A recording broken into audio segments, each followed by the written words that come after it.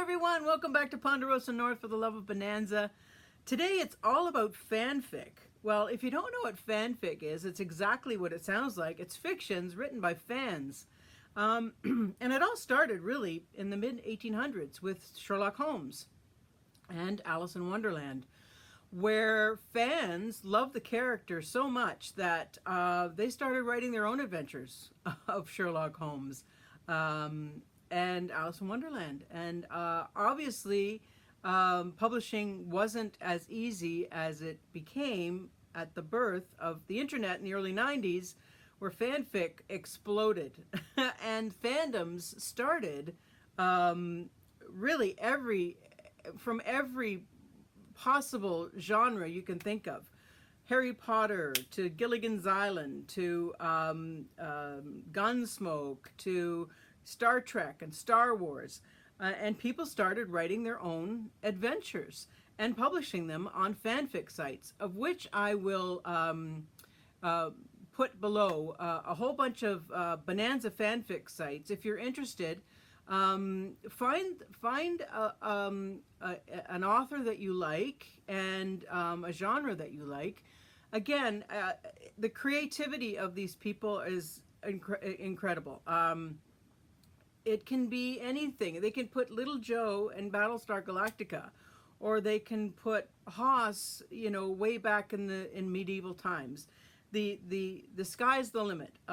Much of it is terrible, I must say, but a lot of it is very, very good. And if you like to read and you love the characters of Bonanza, then do a little time, search around the internet and find some authors that you like. And it's a great way to spend a stormy, rainy afternoon reading Bonanza fanfic. And I've written my my share of fanfic. I'm just going to give you a taste of one of my episodes. I write the characters as true as I possibly can and to the time as possibly can. I try to write my fanfic as an episode would be written. Love to write dialogue. That's sort of my favorite thing to do. So this is an episode that I wrote called One Bad Day. Adam has broken his tooth on peach cobbler of all things. This is a bit of a humorous episode. And he's just broken up with his girlfriend Suzanne, and he's a little afraid to go into town. But he has to because he's in so much pain with his tooth. So that's sort of a setup. This is how it ends. I hope I can get through this without my glasses.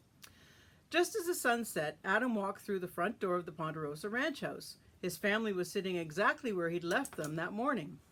It was as if they'd not moved the entire day. They all looked up with anticipation when Adam entered. "Well, you're home," Ben stated the obvious.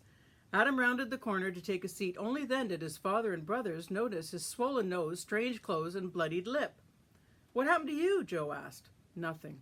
"Nothing? What do you mean, nothing?" Hoss interjected. "You look like you were caught in a stampede or something." "Listen," Adam began with blatant fatigue. "I've had one bad day, and I really want to forget it. I don't really want to talk about it. I really don't. Can we just have supper? I haven't eaten since yesterday." "Well, did you get your tooth fixed?" Ben inquired. "So to speak." "And your nose? What happened to your nose?" His father continued to the inquisition. "Did Suzanne do that to you, Adam?" Hoss chuckled. "No, she didn't. Can we please eat?" "Well, how come you're wearing them clothes? You look kind of funny," Hoss insisted on continuing the interrogation, totally ignoring his brother's attempts at diversion. Adam was now at his wit's end. He rested his forearms on the table and breathed deeply. "Okay, all right. If you all must know, I'll tell you. If it is so fascinating, I'll tell you exactly how my day went. Do you really want to know? Do you? Really?" "Well, yeah," Joe countered with a nodded grin. All right then. Here it goes. This is what has happened to me in the last 8 hours. First of all, the storm last night turned Pine Creek into a mudslide and we got stuck. I did everything I could to get that horse of mine to move, but oh no. So I had to get off in thigh-high mud and pull him and then push him out. In the process, I lost one of my boots. Sport got away from me, and after an hour of trying to free myself from the mire, I had to chase him down.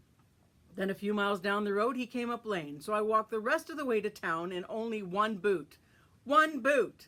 As if that wasn't enough, I was then stung by a bee. A big one. When I got to town, I went to Harry's for a bath where Suzanne decided it was the appropriate time and place to berate me, and I had threatened to leave there without anything more than what I was born with.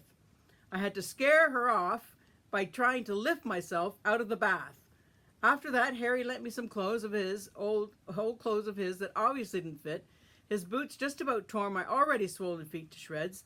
Then in this ridiculous outfit, I had to walk through town to the doctor's office, where Paul informed me that we could no longer do anything for my tooth and have to wait 9 days for the dentist. 9 days! Oh, he did advise me to have a whiskey, which I did at the Bucket of Blood. While there, I was accosted verbally and physically by 3 Neanderthal thugs who had nothing better to do than start a fight that almost wiped out every piece of glass and furniture in the place, not to mention every bone in my body.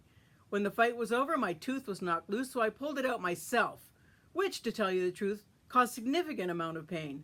Then I rode home on an ancient mule whose gait rivaled that of a camel, and now here I sit, home at last with my loving family here to greet me. Oh, how sweet it is. I'm so glad to be home to share my day's experiences with you. I hope you are all happy to hear it.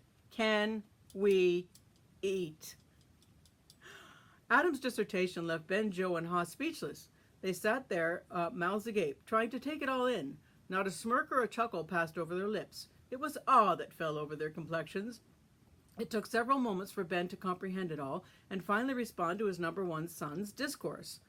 Well, I'm sorry, son. That is a sad tale, the elder Cartwright said with a bit taken aback. But we just finished eating dinner.